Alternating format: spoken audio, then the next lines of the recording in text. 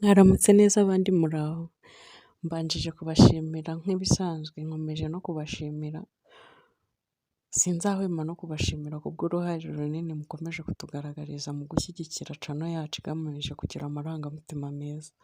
Imana ibahe umugisha mwebwe mwakoze subscribe, like, share and comment. N'abandi twese dukomeze n'abandi babiteganya Imana ibahe umugisha. Nk'ibisanzwe muri kumwe na Emerance Ndayisaba. Mumeze mute? Mumeze neza? Murashima Imana? Mwaraye neza? Abo mubana nabo bameze ute? Nsuhuriza mugenzi wawe mwegeranye cyangwa se umuvandimwe mwegeranye. Uyu munsi rero twifuje ko twaganira ku kamaro ko kurya imbuto. Ese kurya imbuto bitumariye iki mu buzima bwacu bwa buri munsi? Usanga abantu bamwe na bamwe bavuga ko kurya imbuto, hari abantu bamwe byagenewe, abana, abagore batwite, abagore bonsa,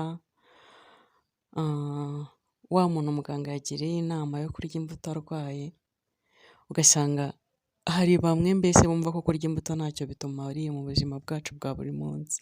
Ese nawe niko ubyumva? Dusangiza ibitekerezo byawe. Mbere y'uko rero tujya ku kamaro ko kurya imbuto, reka tubanze tuganire. Hano hari ubwoko bw'imbuto twabashije kwandika. Ubwoko bw'imbuto ni bwinshi buratandukanye nk'uko bugira akamaro gatandukanye. Uratubwira ese wowe ni ubuhe bwoko bw'imbuto ukunda?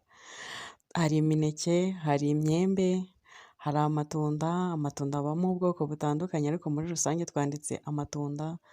Hari watermelon, hari pome, hari amacunga, ipapayi, inanasi, indimu, orange, amapera, gaperi, ibinyomoro ndetse na voka. Wadusangiza nawe izindi mbuto waba uzi tutavuze, aho dutangira ibitekerezo.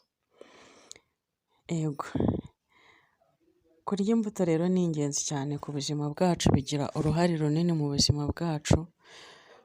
Kurya imbuto bidufasha gutekereza neza, kurya imbuto bidufasha kugira amarangamutima meza, kurya imbuto birinda indwara.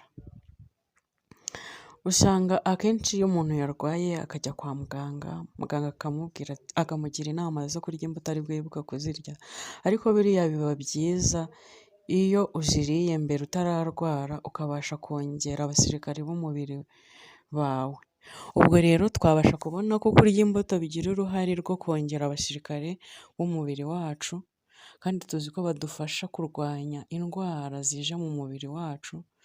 Uko uriye za mbuto ziragenda mu mubiri zikongera abasirikare, noneho ba basirikare bakafasha umubiri kurinda bya bintu bije mu mubiri, za ndwara zije guca intege umubiri.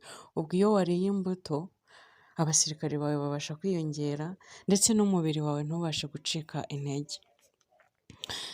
Kurya imbuto nanone bidufasha mu igogora rikabasha kugenda neza. Usanga akenshi turya ibiryo ariko igogora ntirize kugenda neza, ukumva mu nda hagugaye, ukumva ntabwo umeze neza. Iyo wabashije kurya imbuto mbere yo kurya, igogora ryawe riza kubasha kugenda neza. Ugasanga abantu bamwe kubera kutarya imbuto yabasha kurwara impatwe, yajya ku bwiherero ugasanga yananiwe kwituma, cyangwa se ugasanga abana bagize ikibazo cyo kurwara impatwe. Aho ngaho nk'ababyeyi cyangwa se nkatwe nk'abantu bakuru dukwiye kugira uruhare runini rwo kongera imbuto mu mafunguro yacu ya buri munsi, kuko azadufasha gukumira za ndwara ziza mu mubiri wacu harimo n'impatwe. Cyangwa se abayirwaye, ni byiza ko mu buzima bwawe bwa buri munsi wajya urya imbuto ndetse n'imboga. Ikindi imbuto zifasha umubiri wacu kuba wasa neza, ukoroha, ntukanyarare, ntukushuke. Hari ukuntu usanga umuntu afite uruhu rurakanyaraye, rurumye, rurahanda.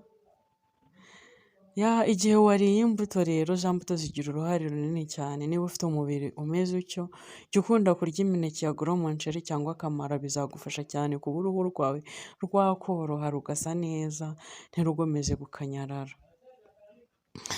Kurya imbuto ni byiza, umuntu wese yabikunda, imbuto akazongera mu mafunguro ye ya buri munsi, akabasha ndetse no kugira inama n'abandi, siyumve ko kurya imbuto hari abo byahariwe.